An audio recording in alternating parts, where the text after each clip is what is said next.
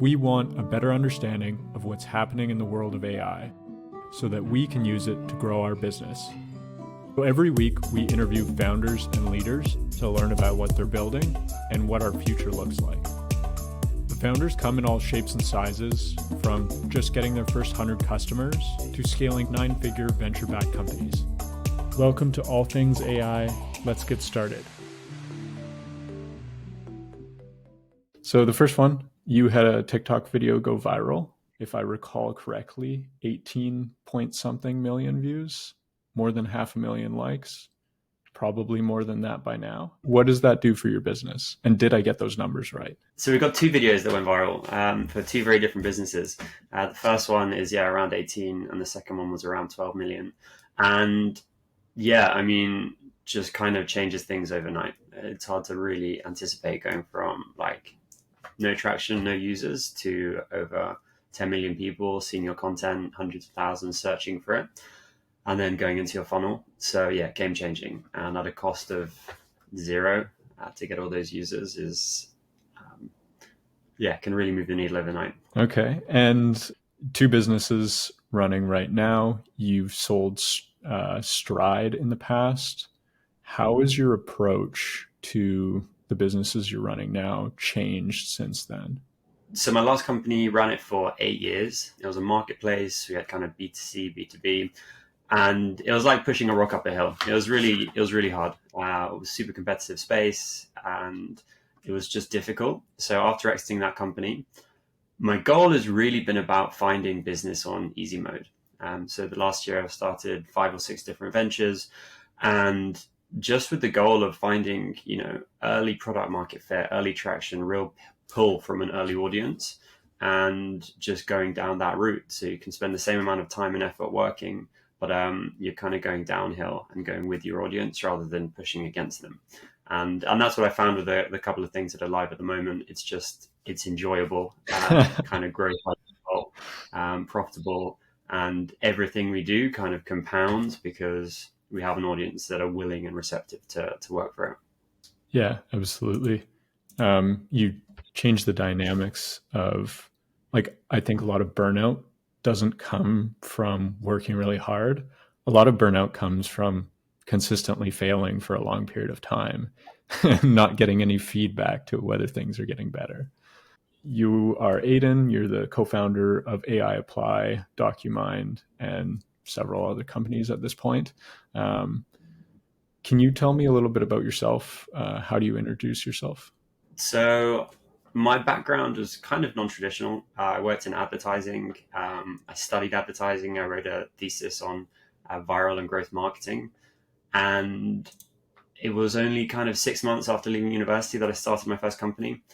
So I realized the world of advertising wasn't for me, wanting to get a new job, realized the pain of the job market and trying to find a career that fits with your skills. So kind of naively set about trying to solve that problem and building a marketplace of people as they enter the world of work. And that was Stride. We managed to raise a bit of money. We grew that company for 8 years, eventually managed to exit that company. And I had a 2-year vesting period where I kind of shut out a little bit, kind of reset my priorities. And towards the start of this year, I finished that and just kind of gave myself a bit of freedom to explore without real kind of objectives in terms of what I wanted to achieve, but just kind of play with the next shiny thing, build businesses very quickly, have the ability to kind of let them go very quickly as well. And just kind of enjoy the process a little bit, because I lost that towards the later stages of my last venture. And business can be fun, but you just got to choose the right thing. And I think you're absolutely right with your point about burnout. It doesn't come from working hard. It's quite enjoyable, working 18-hour days, 7 days a week when you're kind of growing and making money. But it's very, very hard and demotivating when you're not, no one's speaking to you and your customers aren't speaking to you and you're bribing them to give you feedback. So it's just been about finding pull, finding the right market, and trying to have a bit of fun with it. You said there's 2 videos that went viral. I'm very well familiar with the one for AI Apply, but we briefly chatted about, I believe it was called Pet Vet. All right. Tell me a little bit about what the story is with Pet Vet, because I think that's a pretty good precursor before we talk about Sure. AI Apply. Sure. So it kind of starts towards the start of this year. So I'd kind of finished my vesting period, didn't really know what I wanted to do. Kind of most second-time founders, it's almost a meme, like obsessed with distribution. I realized I didn't have any distribution. I wanted to build my personal brand so I could kind of test products and test assumptions really quickly. So I decided to build a TikTok account. And I started kind of recording, editing, and posting content related to, latest stuff in the world of AI, latest stuff in the world of tech, just like informational content. Did like 20 videos and got about 80 followers. I was hitting a brick wall, but I was consistently putting it out. I then very randomly, my fiance's goldfish had this swim bladder condition and it was stuck at the bottom of its tank. So I built this like little life jacket using a bikini strap and a cork to help it float. This goldfish started floating and it was happy again. And I should also probably say this goldfish is 23 years old, so the family just adore this goldfish. I recorded that process of helping this goldfish, made it into like a quick 60-second video, posted it on my TikTok account, and of course it kind of blew up, and I think it got 18 million views or so. And all of a sudden I've gone from like 80 followers to thousands of followers. But these aren't people that care about AI and tech news. These are people that care about pets and their health. So I'm sitting there, I'm like, okay, this is a wasted experiment. I've ruined my distribution channel. It's kind of fun to have some followers, but completely pointless really for what I want to achieve. And then a friend of mine on Twitter, a guy called Kieran, he said, well, look, you wanted distribution, you have distribution. It's just an audience that you didn't initially anticipate. But you have distribution. Why don't you build something for this audience that are coming to you? There's loads of them there. And it kind of was a bit of a light bulb moment because I was kind of still chasing distribution through an audience that I wanted, but actually I wasn't taking advantage of the audience I had. So built a very simple tool that let pet owners upload information about their animal. And we used AI. It was just a simple webhook to OpenAI to diagnose the problem with the animal and give some feedback to the pet owner. So they kind of say, okay, I've got a goldfish stuck on the bottom of its tank. What shall I do? The AI says, oh, it may have swim bladder disease. Try feeding it peas. Don't try build a life jacket. But so I built this little tool and bought a great domain name, petvet.ai, and told my audience about it. And within a week, it had over 10,000 users. And I kind of put a process of getting net promoter score from these users, trying to figure out how they are engaging with it. And they loved it. It was kind of, it was solving a real pain point for them. And even though it was a really simple tool to build, I didn't really appreciate how much value it was giving to them. So they were referring people, they were using it a lot. The alternative to using this kind of free, always on AI solution was to go and speak to an actual vet, which would cost like a few $100s. So we have this thing that's like really high pain threshold. You've got a problem with your animal, you want to solve it quickly. Pretty high cost of like traditional means, and we can offer it for free using AI, and it grew really quickly. So it kind of opened my eyes to the magic of these tools to people that aren't introduced to them before. The joy of building in a B2C environment where you can just focus on like building cool stuff that solves real problems quickly. And yeah, it was just a really exciting experiment. I then thought about ways to monetize it because we had all this distribution, but it wasn't really doing anything. So layered on some product recommendations. So if you had a dog that had, an itch, it would recommend some products from Amazon, and there's an Amazon affiliate link. So it started making money through that. And there was quite a few ways to monetize it because you had this engaged audience. But it wasn't a sector I particularly cared too much about. I wanted to see the process start to finish. So I listed it on acquire.com and ended up having a conversation with a guy called Marshall who owns Home Life Media. And they own a whole range of pet-related assets in the US. I Heart Dogs, I Heart Cats. They have like hundreds of millions of eyeballs going to their assets every month. And they saw value in offering this as a service.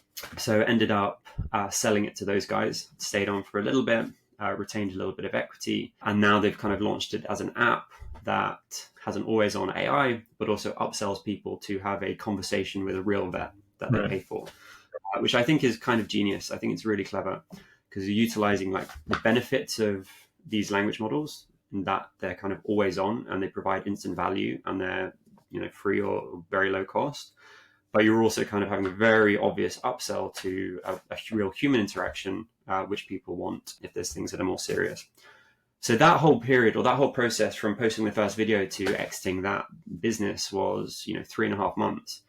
So that also kind of was this light bulb moment that, what would typically take several years, a whole team to kind of build and market and grow something can be done with one person and in a very short period of time.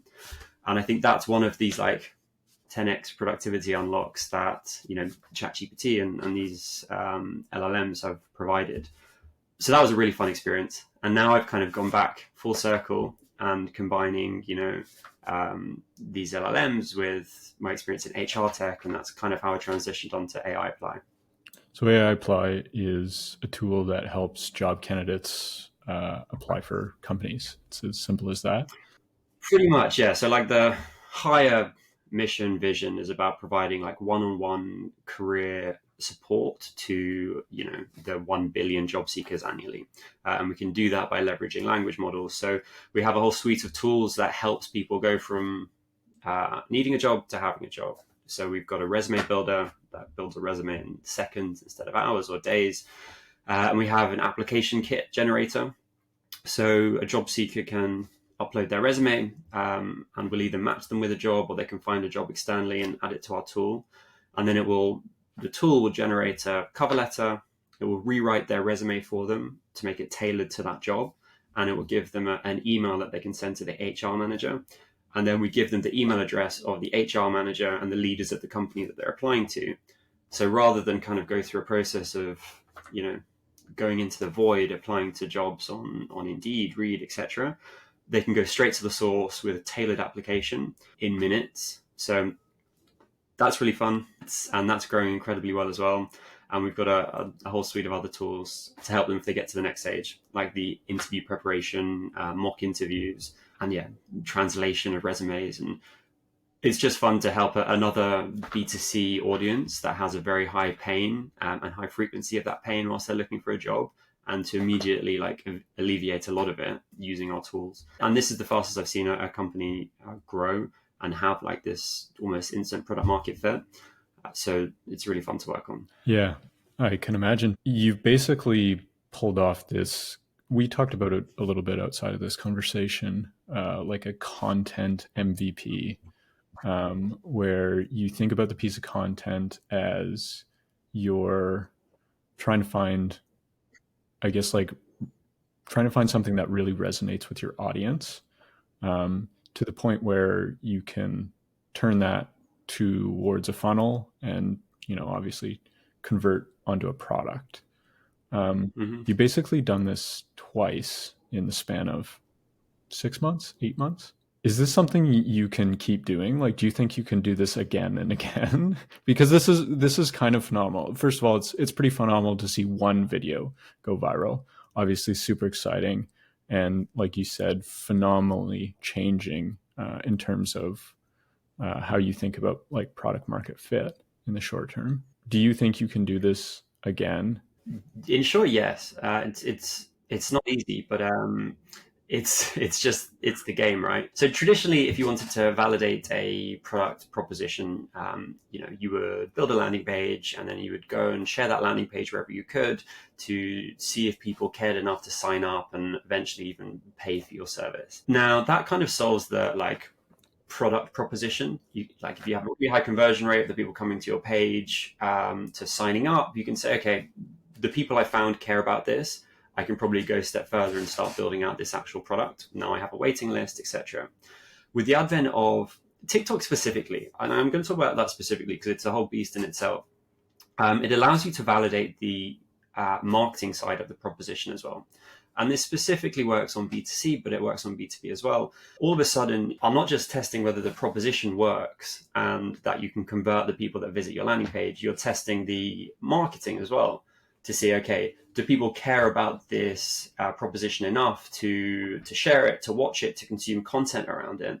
And if they do, then they're going to visit the actual landing page, and then they're going to convert into users. So you're kind of like validating product market fit all in one go, as opposed to validating kind of the product and then the market separately. So it's kind of this novel way to really do rapid experimentation with an even lower barrier to like building things. You don't really even need a landing page. You can just create a demo of what it would look like in the most simplest form, and see whether people care by posting it. And the TikTok algorithm is really generous to new users. It doesn't matter how many followers you have. It's just about whether your content resonates with the audience it's choosing. So it'll initially push your content out to, say, 300 people. And if they consume it and the metrics are good, if they rewatch it, if they comment, if they like, then it'll push it out to 1,000 people. And then it will do the algorithm will do the same thing. And if the metrics still look good, then it will just keep pushing it out until you hit millions of users. But you can try 50, 100 videos of a different proposition before that happens. And that's okay. You don't get penalized because you get the same chance for every video to get that viral momentum. Now, there is still an element of art. There's definitely kind of a science behind it, but then this element of kind of creativity and thinking about different ways to actually produce and create and share that content, that's kind of a missing piece that a lot of people don't realize. It's not just about putting 100 videos and one of them will inevitably go viral. It's about thinking of creative ways to really demonstrate the best features of your product in that video. Now, the goldfish is a bad example because it had nothing to do with the product, but it just built distribution in an audience. But the video with AI Apply, it was a demonstration of what a product could do and how it would be used. And it was put into a format that was easily consumable on that platform. And that's why it went viral. Now, you couldn't repeat that exact video again, even if you were testing the same product proposition again. So that's where kind of the art comes into it. And it's a little bit harder to quantify. Why don't you think you could repeat the video again? Some people have copied it directly. They've used exactly the same format, exactly the same text, and they've received millions of views for doing that. So you can repeat the exact same content, but if you were to kind of create a new product or a new proposition, the format needs to represent like what you're trying to show with that content, if that makes sense. Yeah, no, that does make sense. Okay. Sounds like in PetVet, you basically didn't have a funnel. And with AI Apply, you had the funnel set up and largely tested and vetted to some degree before actually trying to go to market to some degree with the TikTok videos. What would your approach be if you were to do this again? Because first time around, you're figuring it out. Everything's all over the place. Second time around, obviously it's a bit more clear on what you need to do, but this is a process that you're clearly honing pretty well here. What are you going to do third time around if that day comes? I should say when that day comes. Yeah, you're right. So the first time the video went viral, like it was just kind of scrambling to build something for these people. And it was super inefficient, and there was no kind of relevance of the content towards the actual audience. And it was just about, directing a stream of that traffic to the product kind of post hoc. The learning from that was that it was very inefficient and it wasn't actually generating income. So the second time around, we had a product with AI Apply that existed and it worked. It was very simple. We had a kind of a browser extension that helped you apply to jobs, and we had a simple cover letter writer. So we had something that we could direct people to that converted a small percentage at the time, but a percentage into paying users. So then it was all about, making sure that this content was very heavily branded. We were focusing on like showing the actual product within it. We were talking about and adding links to the product in the comments. We were responding to every comment with a video directing people to the tool. And we were doing all of these things to make it a really efficient funnel, so that, a large percentage of those viewers converted into visitors, which converted into paying users. So I think that would just be the playbook to go again, to make sure that there is some kind of a funnel some kind of a mousetrap to send people to capture them into paying users and subscribers. And then once you have like a larger stream of traffic, everything kind of gets supercharged. So our product, when that video went live, kind of sucked. Like, it was really bad at converting. People were churning. It wasn't adding a huge amount of value. But when we were getting, 100,000 new visitors a month, you can really fast track all of your testing. So we were A/B testing, 3 or 4 things a day. We were optimizing our landing page. We could work out how to get from like page view to subscriber much more efficiently. And we're now converting around 2% of page views into paying users, which is really high. And at the start, when it just went live, we were converting probably 1.1% of page views into paying users. Now, to get those learnings without having like a stream of new users coming in would have taken an insane amount of time and effort to kind of pull those learnings out of people, and to kind of go through customer interviews to try and understand and prioritize features versus just changing stuff, testing things, and optimizing the product.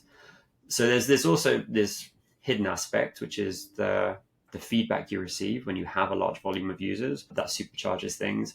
And also the comments in the video, you can see what people care about, what they actually want to see, what's frustrating them. People are very vocal, but it's just polar opposite to kind of building in darkness to building when you have like thousands of people shouting at you, telling you what they want, telling you what's not working. That's how you kind of sand off the edges really quickly and build something super polished. And it's infinitely harder when you don't have that distribution. Yeah, no kidding. And the learning time, like the cycle time to learn anything, is a lot longer.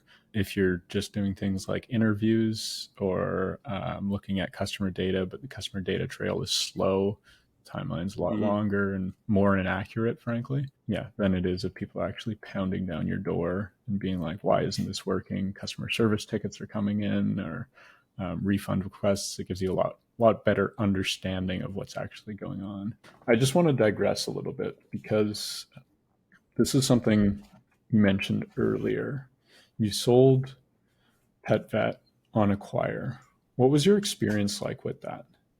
It was great. It was awesome. It's changed a lot since we actually did that. They're limiting the type of companies and the scale of companies, but it was brilliant, and knowing that there was something out there that had like a supply of acquirers that are willing to look at your stuff makes it so much easier and nicer to be able to build stuff, really, because it's not going to go to zero. You're not completely wasting your time. There's going to be someone that probably wants to use this for their audience. So there's 2 things that were really valuable. One was I was having conversations with people that had massive distribution in this space, and the conversations I was having was like really valuable to understand how big this sector is that I didn't really understand or know much about, how big kind of some distribution is. And even if the deal fell through, there would have been potential partnerships with other companies to benefit from their distribution, so they could leverage the tool to scale it. So that was really interesting. Also, just knowing that there are people on the other side of the coin. There are people actively looking to buy things at all stages. Gives like an element of, I don't know, it's just kind of a mental unlock. So if you get to a certain stage, you can achieve some kind of liquidity event for whatever project you're working on. And yeah, had about 20 conversations with different people. Most of them fell through. Had 2 that were kind of serious, and yeah, eventually managed to close a deal with Home Life Media, which was great. The CEO was awesome. Had like calls with their entire team, joined their kind of monthly all hands, and it was just a great experience. And it's in very good hands. Yeah, that's fantastic. That's interesting. I guess one of the things I didn't think about is the amount of security it gives you to know that there is an audience out there that is receptive to acquisitions like that. How does that compare to when you sold Stride? Very different. So that was a much more traditional, should we say, sales process. We were kind of localized to the UK. We engaged with brokers to actually go out and market the product.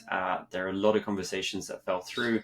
The whole process took about maybe 8 months, and it was a painful 8 months. Yeah, and there was a load of back and forth with lawyers. It was constantly felt like kind of towing a rope that you can let go slack. It was a really long, painful process, but it was a very different type of business.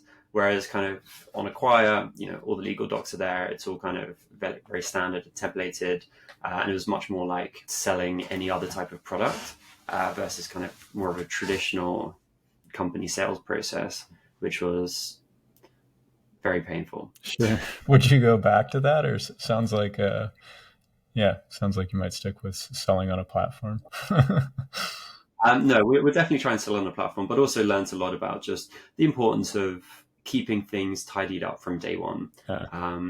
Making sure there's kind of this expression like when you sell a company, you want to package it up so there's like a big buy now button. And when you're kind of building a company without a very clear view of exit, everything's very messy. You're not keeping a contract from someone that wrote you a Twitter thread 4 years ago. That's the kind of thing that comes up in due diligence checks.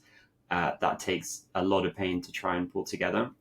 So yeah, there's kind of two schools of thought. One school is like you shouldn't build a company directly to sell it, which I think is BS really. I think startups by definition are for sale. So just having a view of like constantly thinking what is making this acquirable, every decision that's made in the company, like whether it's about growth, whether it's about scaling, whether it's about just getting to the next level. I think now I will always have that in the back of my mind. It's like, okay, will this help eventually sell this business? Because that's ultimately the outcome that I'm going for. Yeah, sure. I personally feel like everything's for sale. Like the t-shirt I'm wearing is for sale at the right price. One of the things we haven't talked about yet is DocuMind. DocuMind is actually, you tell me what DocuMind is. So it's a chat with PDF tool. There's quite a lot on the market at the moment, and yeah, it's quite a good version of it. So you can upload like thousands of documents, company document repositories, or individual documents, and you can communicate with it and pull out insights or create a embeddable form like for B2B, so they can embed a company database like on an external platform and get value from it. And yeah, it was launched kind of right at the start of when these tools came out. So it's functionally very rich. But, I think with a lot of these types of solutions, there's kind of like this big question mark around like, where is the moat here? And it's very scalable. It's very profitable. It's got a lot of users and the team's brilliant. And there are companies in this space that are, they've got to a couple million ARR. So there's definitely a market there. So yeah, it's just another kind of fun game to think about how to scale it. But in terms of like what the long-term play for a solution like this is, I think it's still very unclear. Right. And is that because like with the last dev day, October, whatever it was, they roll out a solution that's multimodal. You can chat with a PDF within the OpenAI platform now. How does that change how you think about the long term? Yeah, definitely. The truth is, yes, it does. The answer I would give to someone else would be that we're focusing on a very specific niche of users. It's much more about kind of embedding multiple documents, thousands of them, using our API to access our vector database. But the truth is, it does change things. And I think with all of these tools that are kind of wrappers on top of the OpenAI infrastructure, there's this inherent kind of platform risk, but it's not in the traditional sense. You're not going to get the rug pulled from you, but you may get your tool kind of spun out in the core product. So that's kind of from the outside. But when you're actually building these tools, you see a very different view. You see that actually they solve like a very, very real problem. Like the NPS is insanely high. Like the people that use it, they use it very passionately. And there's still like a ginormous market of people that have never even used ChatGPT, that are still kind of blown away by the magic of what these language models can do. And that market is huge. Like it's kind of the meme of TAM equals everyone. Anyone that's had a lengthy PDF document to look through, whether it's like a legal document or a research paper or a university assignment, like this tool adds value to them. And there's still a massive portion of that Venn diagram that haven't used a competitor yet. So the market's massive. The people that use it absolutely love it. The churn rate's really low. The conversion rate from trial to paid is really high. So it's got all the metrics of like a really nice business. It's very easy from the outside to say, oh, OpenAI is just going to build a competitor, or like it's a super big space. There's like 50 chat PDF tools out there. But the people that have these tools are just like, okay, well, this is like a really nice little solution. If you had this kind of a SaaS, these kind of SaaS metrics in a different space or a different solution, you'd be kind of over the moon and be going all in. So I don't know. It's definitely not something that you could raise venture for because of all like the competitive threats. But for a bootstrap business, it's got all the signs of something that could be really nice and scalable. Yeah, that's interesting.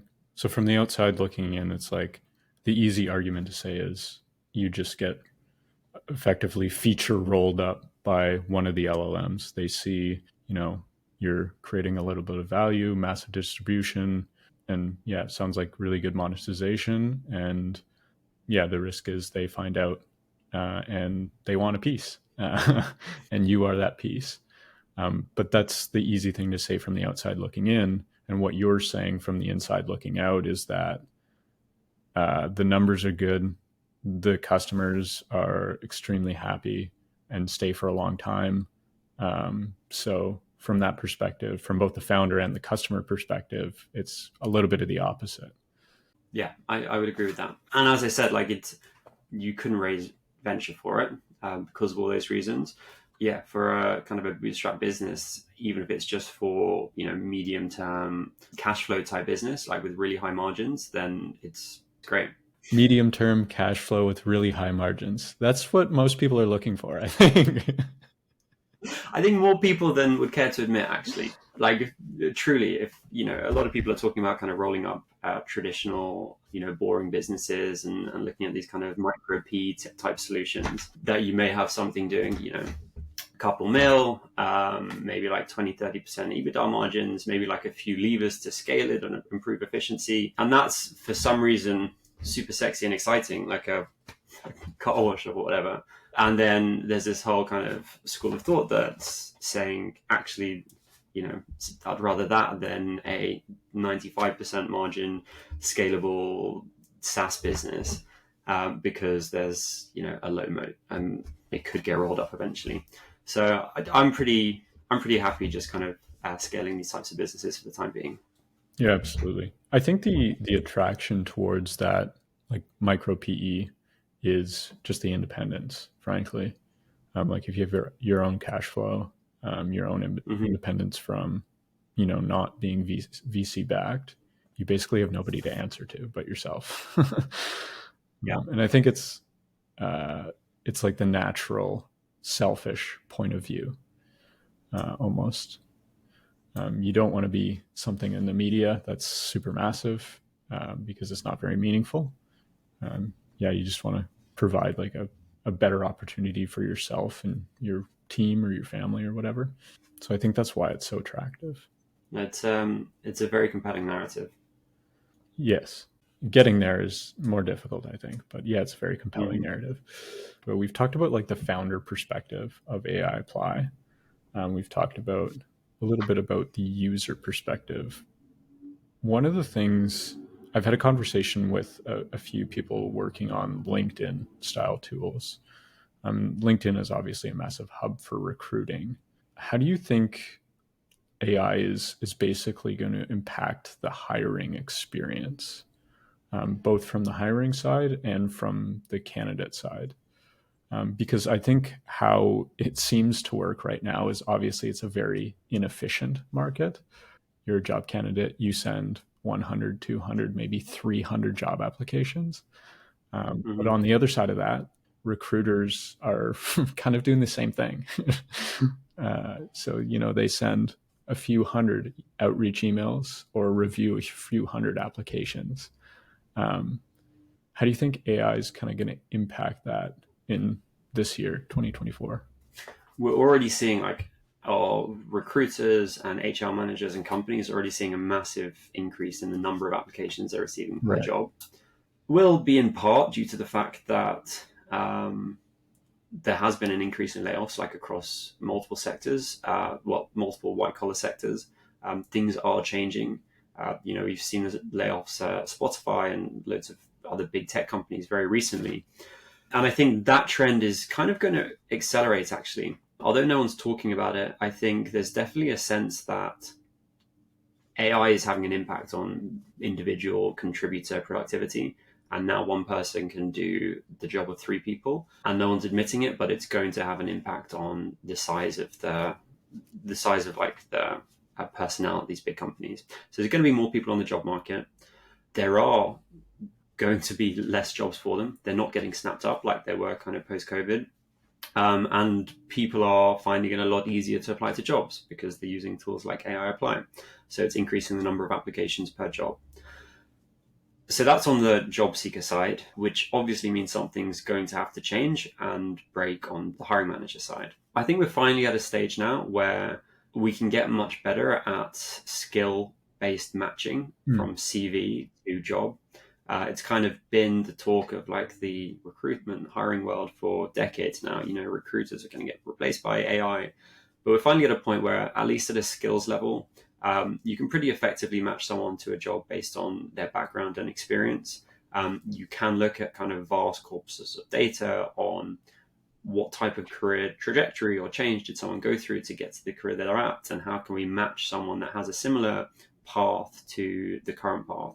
So skill-based kind of CV matching is going to get disrupted, or it's going to get taken out of the human element, and we're going to become much more reliant, and very soon entirely reliant on matching algorithms to select people for roles, which still leaves the kind of the personal element. My view is that if the matching of kind of skills and experience is going to be done with algorithms almost entirely, then, and there's a much more applications than there were historically, it's not going to be feasible to kind of have interviews or conversations with every candidate. So I think video is actually going to have a bit of a resurgence. I think video applications are going to become a very large part of the job seeking process, almost the norm. We saw it kind of happen over the last 5 or so years, but it's never really kind of taken hold. So I think short form video applications along with kind of algorithmic skill-based matching is what we will see the norm in the next kind of 2 years or so across every single job. And I think that will help with the kind of the review process on both sides. I was going to say, especially when everyone's kind of on an even par in terms of the application that's coming through. It's going to be well written. You're not going to be able to tell much from the person through a cover letter or through the way the resume is structured, because it will be standard practice to use AI tools to write it. So actually the last thing that's going to get disrupted is that human interaction. Now, whether it's actually assessed by a person, the video or not, is a different question, but at least the job seeker will need to provide it.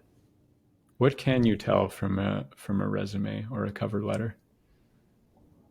Not much, really. Not much. When you're looking at one as a human or a hiring manager, you're trying to, I think, look for intelligent decisions in that person's career journey, right? You're trying to understand, like, whether they've made smart moves in their career, whether going from A to B was sensible, whether that aligns with what you're looking for in your organization. But apart from that, you're just looking for kind of signs of credibility and just, heuristics that you rely on that don't really make sense anymore. Yeah, that's what I found. A lot of metrics that aren't really strong indicators for whether they either have the skill set or can work well with the team.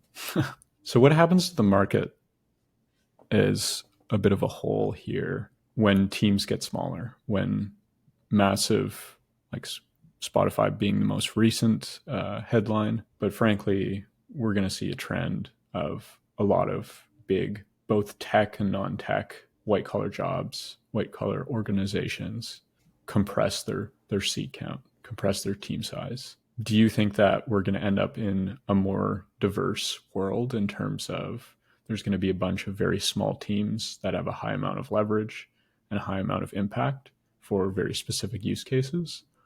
Or do we go back to what we thought was, well, I should say what happened in the last 20 years, which is we kind of all just aggregate to 5 to 15 massive enterprises?